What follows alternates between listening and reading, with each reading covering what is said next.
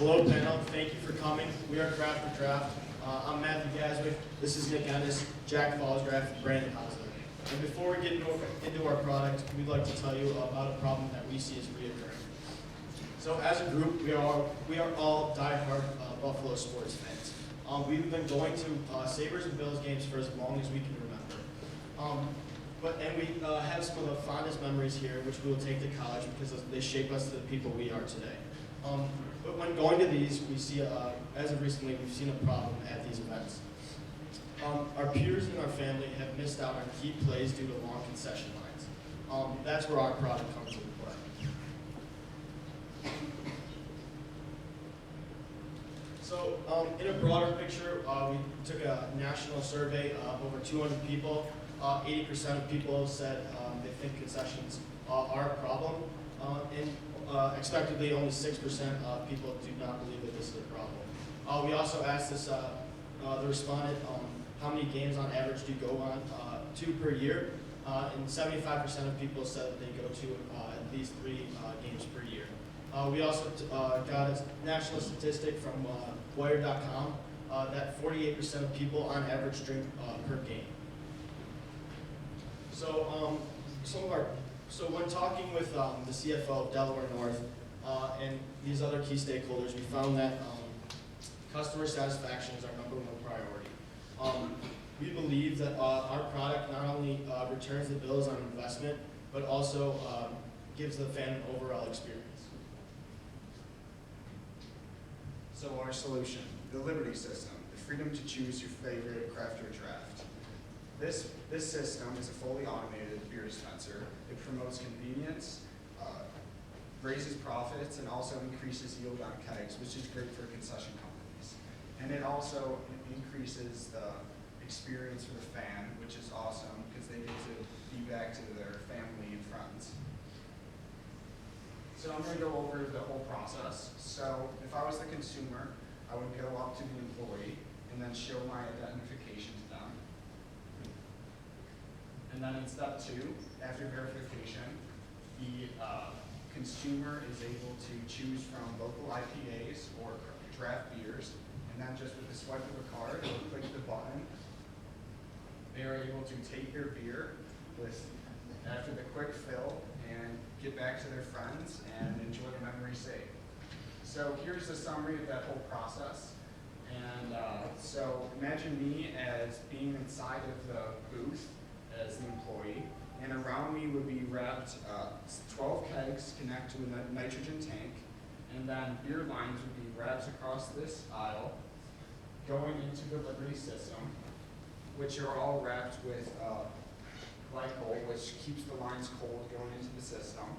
And then our Liberty System, which is so special, because when you press the button, a cup comes down automatically, and then it fills from the bottom using bottoms-up technology. And then Jack will go into that in a second.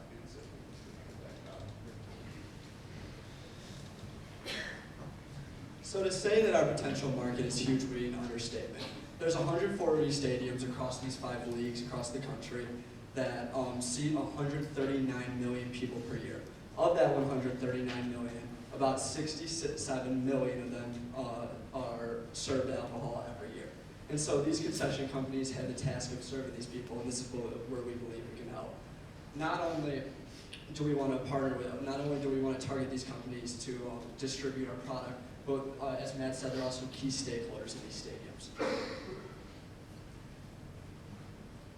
So, as Nick said, the technology in our machine is very crucial for a couple of different reasons. The first being that as the cup comes down and fills from the bottom, it eliminates the human error in the pouring process, which is crucial. This is because throughout many stadiums across the country, people are so concerned with getting less foam, and so they just pour the beer out constantly, and it really goes to waste. Secondly, is because the bottoms-up tap fills it to an exact 18.4 ounces, which not only fills the cup up to the exact amount, but also gives a definitive break in the beer, which people try to attempt to when they tilt the cup, but it doesn't always work. And it also gives a precise amount of foam. And so by having the detail break in the beer and precise amount of foam, it increases the amount that the person can drink without feeling bloated. And this is crucial because it also increases the chances that the person will come back and join us to the show.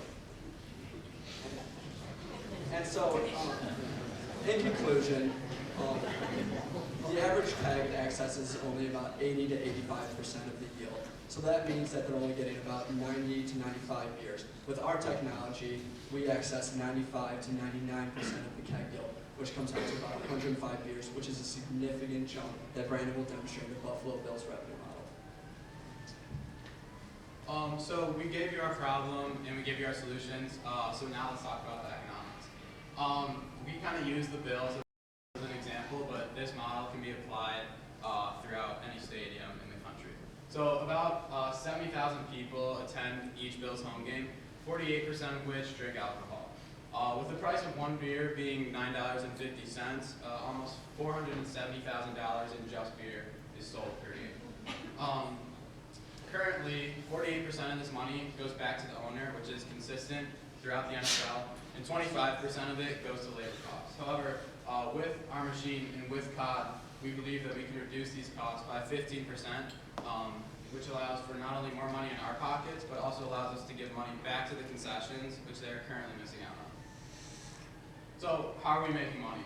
One, we believe that we can increase alcohol sales by 42% when having 30 of our machines in a stadium, which we believe is full capacity. Two, we have come up with a service contract in which we would give our machine to these concession companies for free, which would allow us to take 9% royalty on every beer sold. In addition, so with this model, we would collect $60,000 in royalty per game and almost $480,000 per season. Also, with our model, we are able to cut labor costs down to 10%, which allows us to give 12% of this new revenue back to the concession. So the numbers I just described are kind of on a broader spectrum and what we expect in the upcoming years. However, the money that we are asking you for today is to build 3 machines during year 1. So we are able to test our product in the market, kind of at NFL games spontaneously throughout the year, at All-Star games, etc. We believe that by doing this in year 1, we can prove ourselves and show why we believe we can take over these events and venues. And that is why we're asking for $115,000 for 23% equity in our company. Thank you for listening. We'd also give a special thank you to Richard Joy, our team mentor, and our engineer Jeffrey Britton for coming up with a 3D model for us. Thank you.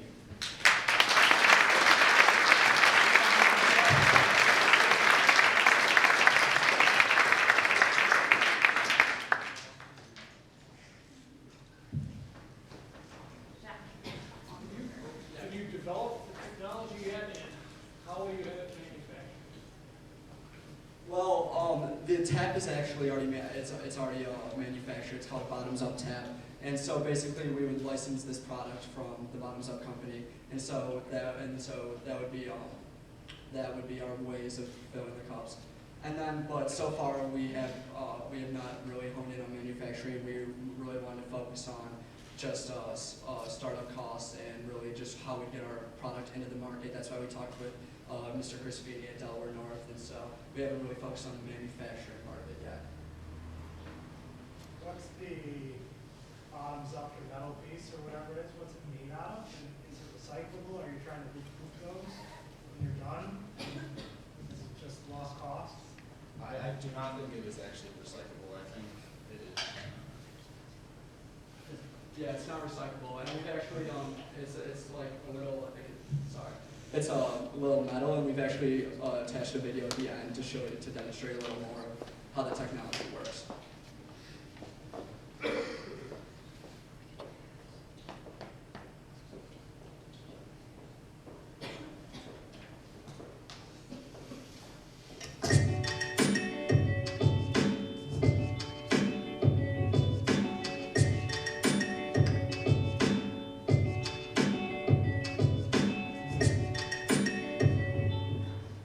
So that's just a short video demonstrating with a glass example, but the same goes for the plastic cups, and obviously they're more cheaper, and we'd be able to run through more through them in these games, and so that's why we have that model that we've given you today.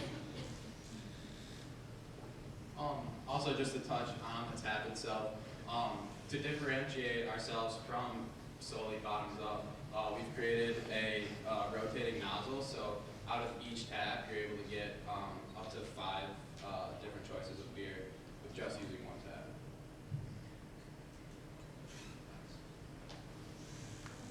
What does the liability insurance landscape look like for this product?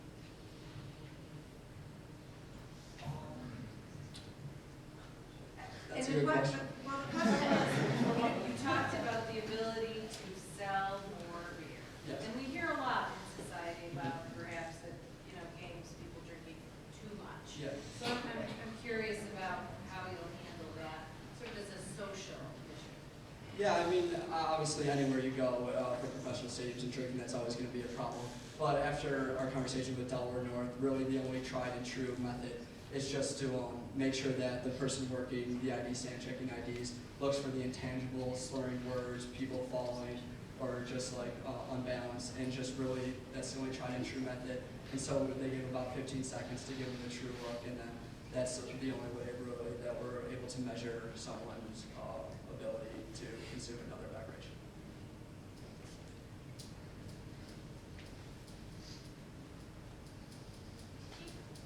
Think about how many cuts you can get out of the diagram showing 5, right? And how long it would take to change. Will that reduce or increase the wait time? For this diagram or the earlier diagram? Well, whichever system, I guess. Oh, yeah. Like how many cuts can you get out of? We didn't really calculate it, but we were thinking that we could just switch it. We had like a sensor that could tell us when it was like near empty and another worker or another person in the concession area could just fill it up, like from behind the machine while it was still running. And so, yeah, that's much more useful because when we're talking about cutting down labor costs, instead of having 10 people manning a station, we just only need one person checking IDs and then one person to constantly be checking and refilling.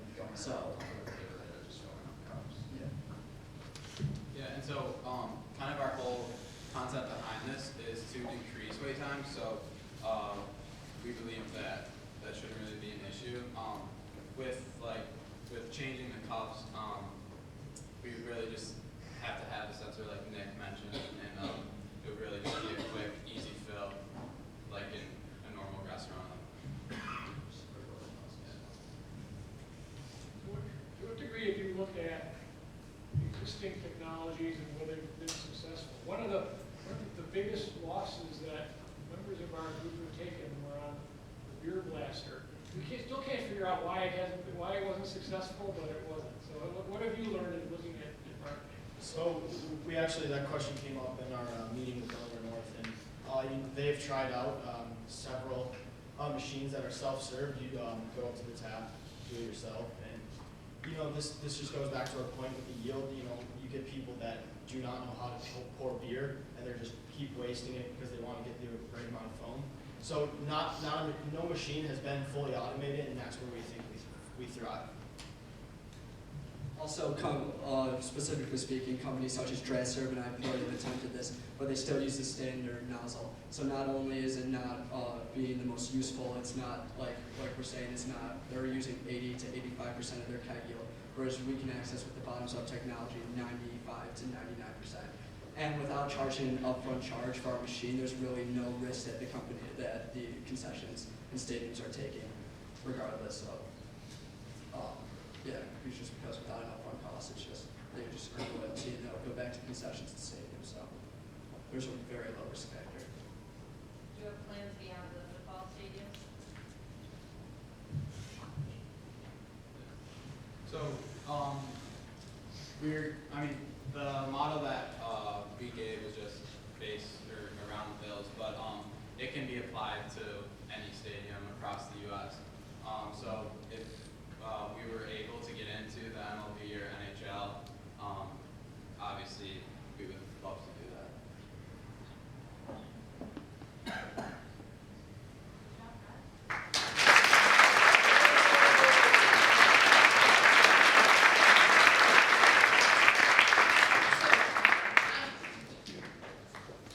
When I was introducing our judges, and I was so excited excited to tell the students the pitch order. One thing that I forgot to tell all of you is that the students have been working on these projects since January 4th.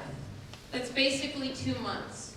2 months is a long time if you're a student working on a project, but 2 months is a moment in time if you're working as a startup, as an entrepreneur. And that's when you're working 24/7.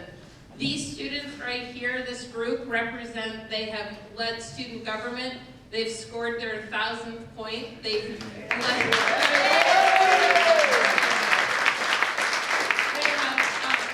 choreographed and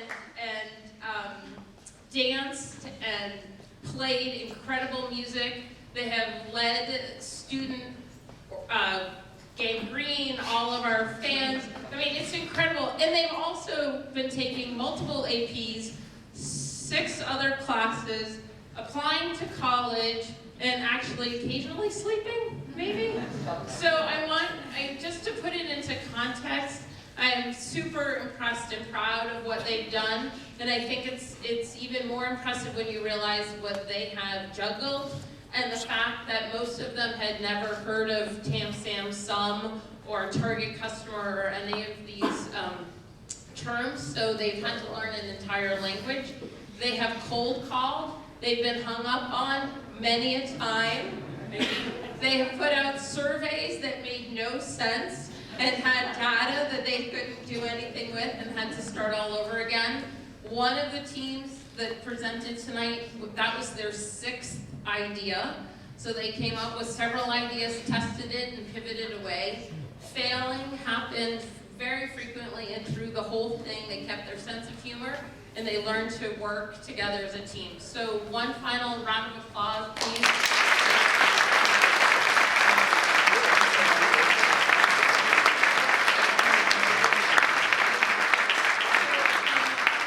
Please help yourself to something to eat or drink. Our sharks will convene and discuss and hopefully have some investments to announce in just a moment. Thank you.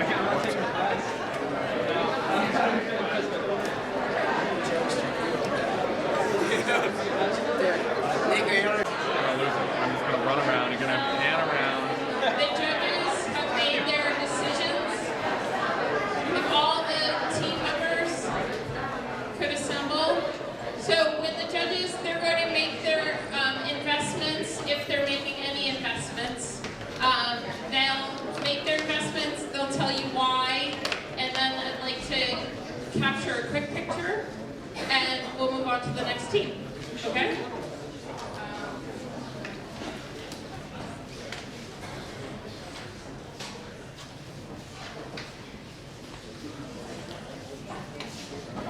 Sweet rolls, come on up.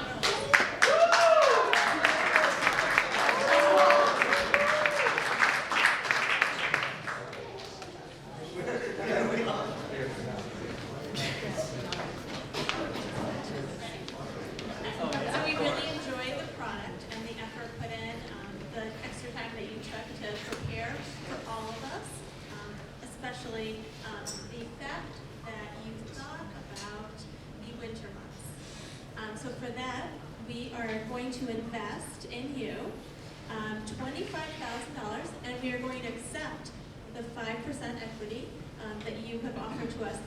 The only pinch is that we want a year's supply for all judges and Mrs. Jensen. Deal?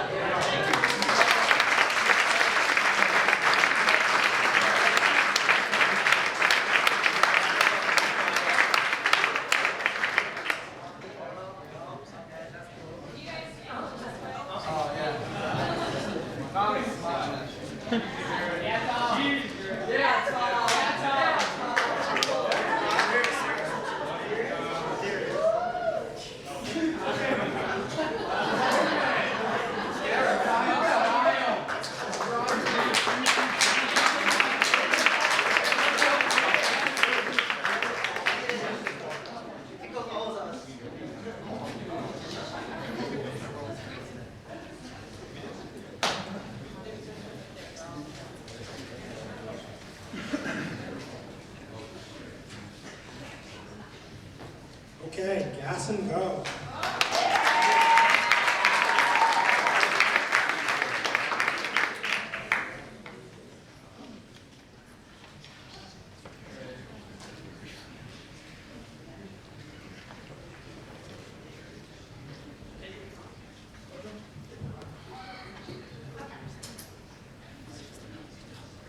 So lots of information for us to keep track, so apologize for the delay.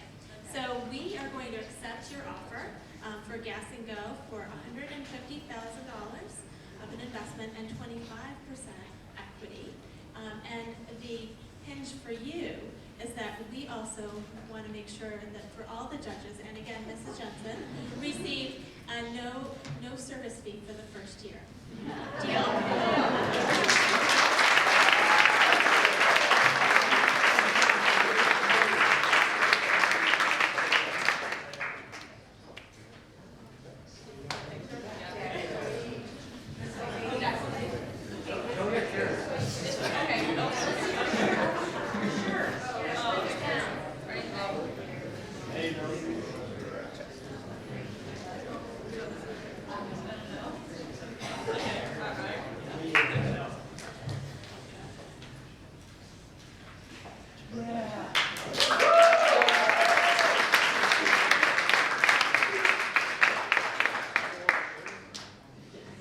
Could we have cloud 10?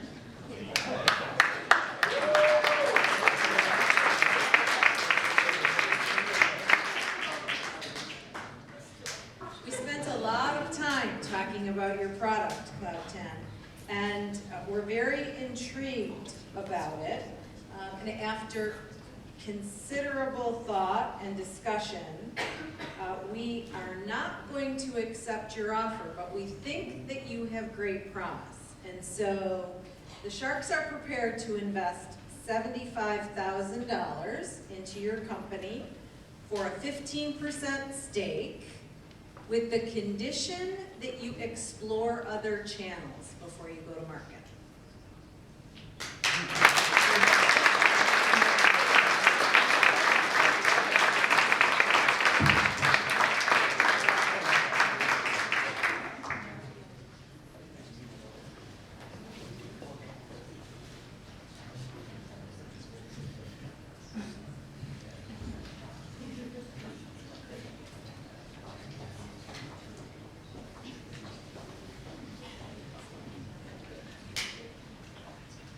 Next up is Pantry Pioneers.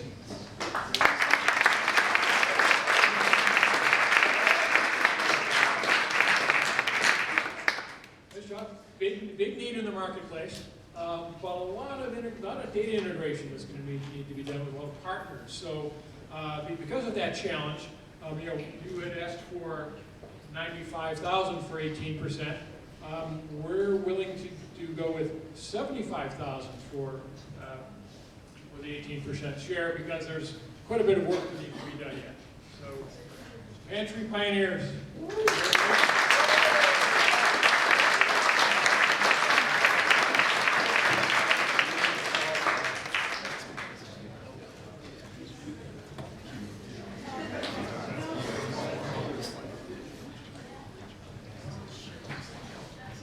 we have Drop and Shop?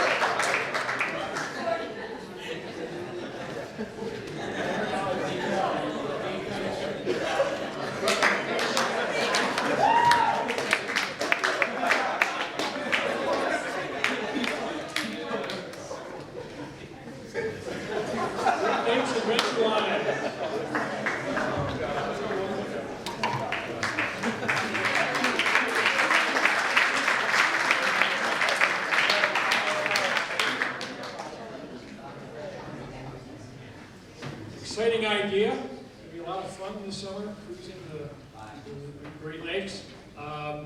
Big financial lift though. So if we're going to part with $150,000, I know you wanted to give us 10%, but yeah, we're willing to go 5% for the 150.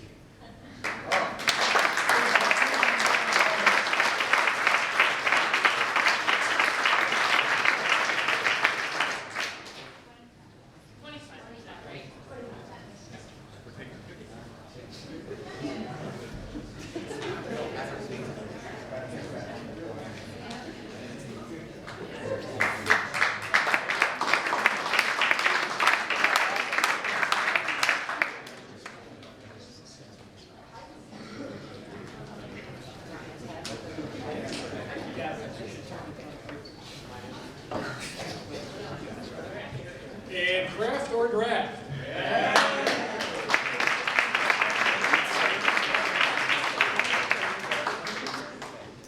You argue with less waiting time at the game for your beer. This is it's like, as I mentioned, this is a goal that many have tried to go for.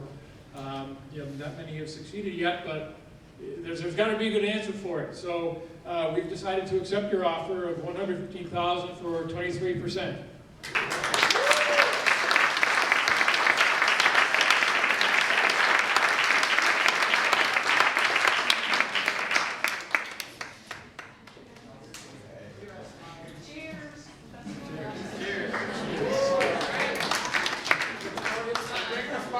Thank you all so much.